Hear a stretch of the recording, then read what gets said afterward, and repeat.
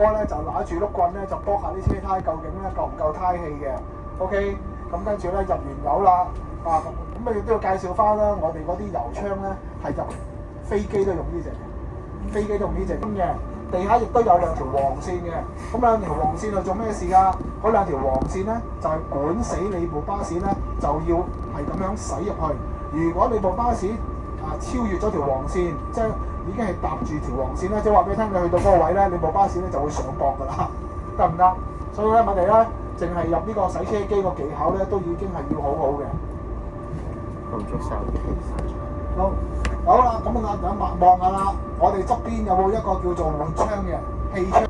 咁點搞啊？咁又放心喎，翻到嚟呢一度咧，頭先入緊油嗰陣時咧，已經係有人咧，又係揸住碌棍咧幫你閂槍㗎啦，就唔使自己閂嘅。好，而家就開始進入一個叫做洗車嘅程序啦。每一晚都係需要咁做㗎啦。一路噴水就一路掃。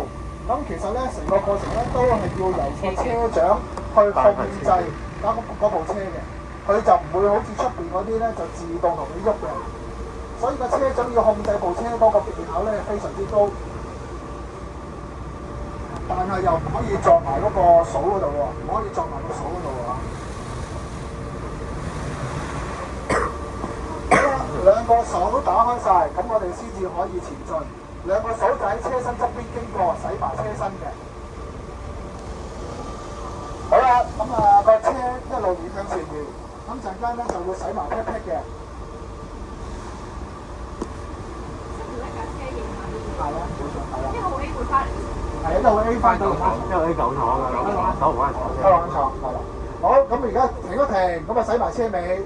哦，車尾都洗埋，非常之窩心啊！OK， 喺度咁上下啦，架車完咗，開始洗嚟咧，個數咧就會彈開，咁就完成晒成個洗車嗰個動作㗎啦。我細個同我爸搭車試過揞爆玻璃嘅，揞爆玻璃啊？揞爆車頭玻璃。點解咧？你我爸啊。你爹